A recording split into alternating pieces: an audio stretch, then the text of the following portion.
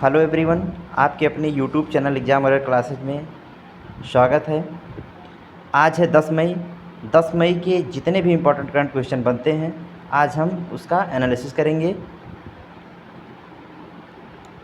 दोस्तों, वीडियो शुरू करने से पहले आप लोग अपने दोस्तों में शेयर कर दें।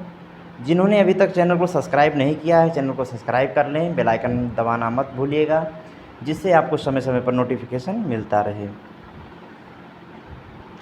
तो चलिए शुरू करते हैं। आज का पहला क्वेश्चन है, डीएसपी द्वारा नैनो साइंस एंड टेक्नोलॉजी 2020 में युवा कैरियर पुरस्कार से किसे सम्मानित किया गया है? तो सौरभ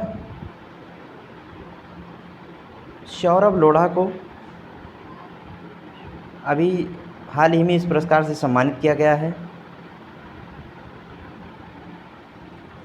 अब इन्हें जो सम्मान मिला है वह विज्ञान और प्रौद्योगिकी विभाग डीएसपी भारत सरकार ने आईआईटी बॉम्बे के प्रोफेसर सौरभ लोढ़ा को नैनो विज्ञान और प्रौद्योगिकी 2020 में युवा कैरियर पुरस्कार से सम्मानित किया है।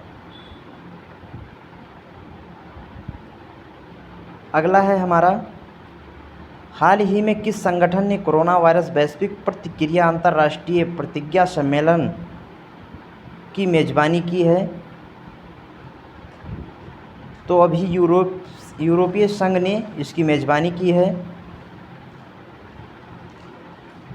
अब इसकी मेज़बानी जो है वह दुनिया भर के अधिनायकों को और संगठन के 4 मई 2020 को कोविड-19 महामारी के खिलाफ लड़ने के लिए एक वैक्सीन के निर्माण के लिए $8 मिलियन यानी कि 60,000 करोड़ रुपए से अधिक का सहयोग किया गया है।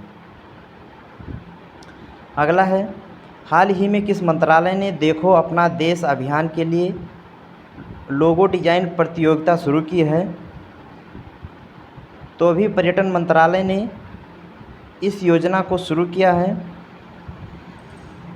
अब पर्यटन मंत्रालय ने देखो अपना देश लोगो डिज़ाइन प्रतियोगिता को माईगोव प्लेटफॉर्म पर लॉन्च किया है। भारत सरकार को अभियान के लिए एक विशिष्ट ब्रांड पहचान विकसित करने में मदद करेगा यह।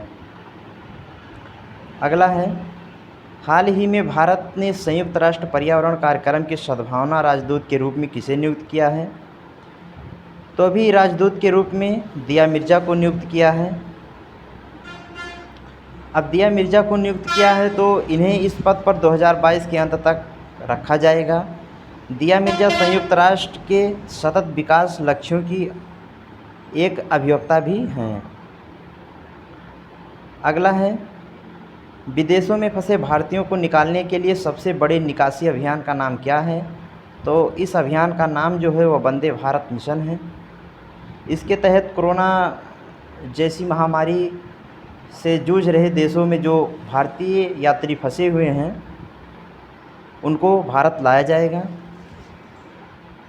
अगला है, हाल ही में किस देश में कोरोना वायरस के बीच पहले फुटबॉल टूर्नामेंट की लीग की शुरुआत की गई है? तो अभी दक्षिण कोरिया में इस लीग की शुरुआत की गई है। अगला है, हाल ही में किस राज्य सरकार ने शराब की दुकान पर भीड़ भाड़ को रोकने के लिए ई टोकन सेवा शुरू की है? तो अभी हाल ही में दिल्ली सरकार ने ई टोकन सेवा शुरू की है, जिससे सोशल डिस्टेंसिंग का पालन हो और जो लंबी लंबी भीड़ें लाइनें लग जाती हैं इससे भी राहत मिलेगी। अगला है, हाल ही में किस राज्य सरकार ने 1600 करोड़ रुपए की कोरोना पैकेज की घोषणा की है? तो अभी हाल ही में कर्नाटक सरकार ने इस पैकेज की घोषणा की है। अगला है, हाल ही में रॉब गिब्स का निधन हुआ है, वह कौन थे? तो रॉब गिब्स जो थे वो एक निर्देशक थे। अगला है, हाल ही में किस राज्य सरकार ने सेवानिवृत्ति की आयु बढ़ाकर 62 वर्ष कर दी है? तो अभी तमिलनाडु सरकार ने सेवानिवृत्ति की आयु बढ़ाकर 62 वर्ष कर दी है। दोस्तों, आइए फटाफट इसका हम रिवीजन कर लेते हैं। रिवीजन कर लेने से यह होता है कि आपके दिमाग में यहाँ बैठ जाता है, फिर आपको कभी नहीं भूलता है।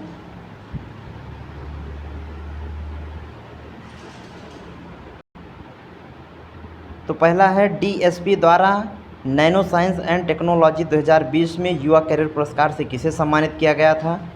तो सौरभ लोढ़ा को सम्मानित किया गया था।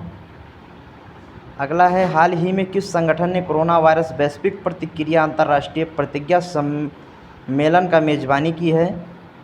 तो यूरोपीय संघ ने इसकी मेज़बानी की है। अगला है, हाल ही में किस मंत्रालय ने देखो अपना देश अभियान के लिए लोगो डिज़ाइन प्रतियोगिता शुरू की है? तो अभी पर्यटन मंत्रालय ने इस योजना को शुरू किया है। अगला है, हाल ही में भारत ने संयुक्त राष्ट्र पर्यावरण कार्यक्रम के सद्भावना राजदूत के रूप में किसे नियुक्त किया है? तो दिया मिर्जा को राजदूत के रूप में नियुक्त किया गया है। अगला है, विदेश में फंसे भारतीयों को निकालने के लिए सबसे बड़े निकासी अभियान का नाम क्या है? तो सबसे बड़े निकासी अभियान का नाम जो है वह वंदे भारत मिशन है। अगला है, हाल ही में किस देश में कोरोना वायरस के बीच पहले फुटबॉल टूर्नामेंट की लीग की शुरुआत की गई है? तो दक्षिण कोरिया में इसकी शुरुआत हुई है सबसे पहले। अगला है, हाल ही में किस राज्य सरकार ने शराब की दुकानों पर भीड़ भाड़ को रोकने के लिए ई टोकन सेवा शुरू की है? तो अभी दिल्ली सरकार ने ई टोकन सेवा शुरू की है। अगला है, हाल ही में किस राज्य सरकार ने 1600 करोड़ रुपए की कोरोना पैकेज की घोषणा की है? तो अभी हाल ही में कर्नाटक सरकार ने इस पैकेज की घोषणा की है। अगला है, हाल ही में रॉब गिब्स का निधन हुआ है, वह कौन थे? तो वे एक निर्देशक थे। लास्ट है, हाल ही में किस राज्य सरकार ने सेवानिवृत्ति की आयु बढ़ाकर 59 वर्ष कर दी है? तो अभी तमिलनाडु सरकार ने सेवानिवृत्ति की आयु बढ़ाकर 59 वर्ष कर दी है। तो दोस्तों, ये रहा आपका वीडियो। यह वीडियो कैसा लगा? अगर ये वीडियो अच्छा लगा हो तो आप शेयर, लाइक एवं सब्सक्राइब ज़रूर करिएगा।